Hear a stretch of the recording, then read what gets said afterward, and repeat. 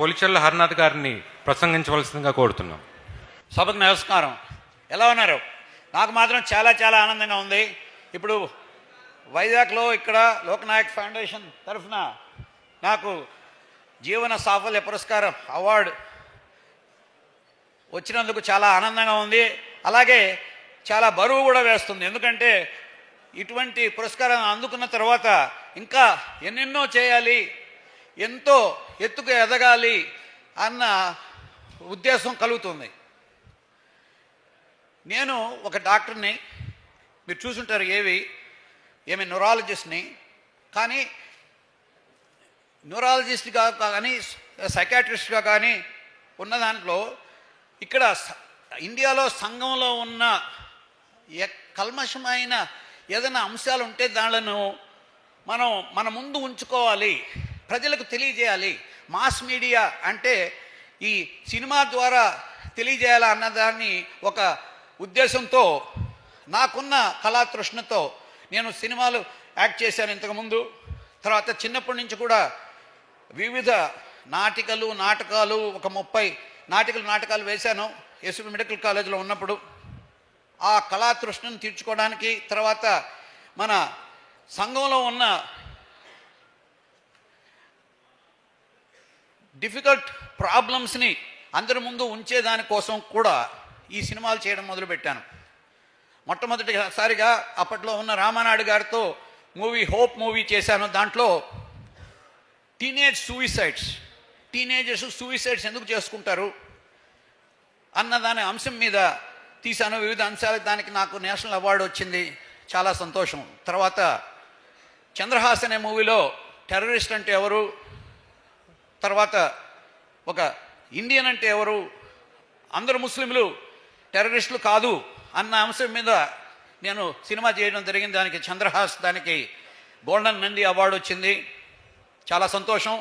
తర్వాత వివిధ సినిమాలు కూడా చేయడం మొదలుపెట్టాను. నేను ఒక గ్లోబల్ హాస్పిటల్ గ్రూప్లో డాక్టర్ రవీంద్రనాథ్తో కలిసి ఒక 2000 బెడ్ హాస్పిటల్స్ను 10 ఏళ్ళుగా చేసి, దాని తర్వాత అక్కడి నుంచి దాన్ని వేరే సంస్థకి అమ్మడం జరిగింది. దాన్ని గ్లోబల్ హాస్పిటల్ గ్రూప్ అంటారు. దాంట్లో మెయిన్గా అవయవదానం, ఆర్గన్ డొనేషన్, ఆర్గన్ ట్రాన్స్ప్లాంటేషన్ గురించి దాంట్లో కూడా ఒక మూవీ చేశాను. అది వచ్చేసి రాజేంద్ర. ఇలా చెప్పుకుంటూ పోతే మొన్న రీసెంట్గా డ్రిల్ అనే ఒక మూవీ చేశాను. అది వచ్చేసి లవ్ జిహాద్ మీద.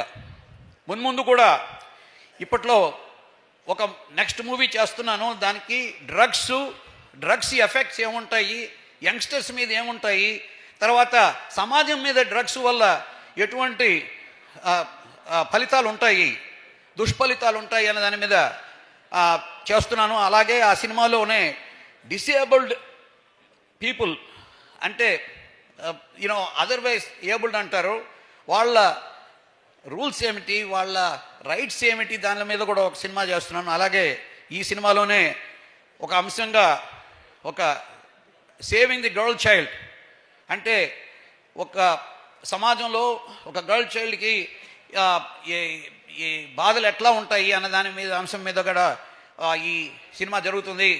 ఈ సినిమా పేరు ఇంతకుముందు చూసుంటారు, ఒక ఏవి రామారావు గురించి, గారి గురించి.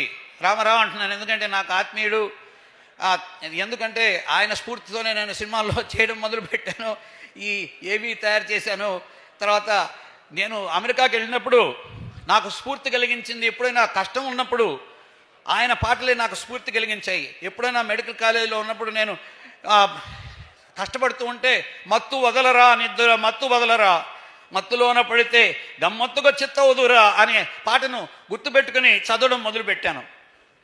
అలాగే అమెరికాకి వెళ్ళినప్పుడు ఉద్యోగాలు దొరక్కపోతే ఉందిలే మంచి కాలం ముందున అందరూ సుఖపడాలి నందనందన అనేసి పాటను వెలుక్కు తెచ్చుకుని మైండ్లో ఉంచుకొని, తర్వాత ఎన్ని పనులు చేయాలంటే కూడా దానికి ఒక కృషి ఉండాలి అన్నదాని మీద అన్నగారి పాట, కృషి ఉంటే మనుషులు ఋషులవుతారు, మహాపురుషులు అవుతారు, తరతరాలకే తరగని వెలుగవుతారు, ఇలా వేలుపులవుతారు అన్న పాట ఒక స్ఫూర్తిగా తీసుకున్నాను. నేను ఒక ఏకలవ్య శిష్యుడిని రామారావు గారికి అని చెప్పేదానికి నాకు గర్వంగా ఉంది. ఇంకా నేను ఎక్కువగా టైం తీసుకోవడానికి లేదు. నెక్స్ట్ మూవీ నేను చేయబోయే మూవీ పేరు వచ్చేసి ఆ స్ఫూర్తితోనే నా తెలుగోడు అని రిజిస్టర్ చేశాను. ఆ సినిమా ఇంతకుముందు చెప్పాను, దానికి డ్రగ్స్ వల్ల ఏముంటుంది, డ్రగ్స్ ఎఫెక్ట్ మీద ఏముంటుంది, డిసేబుల్డ్ పీపుల్ వాళ్ళ రైట్స్ ఏంటి, తర్వాత సేవింగ్ ది గర్ల్ చైల్డ్ దాని మీద ఎట్లా ఉంటుంది అన్న మూవీ మీద చేశాను. అది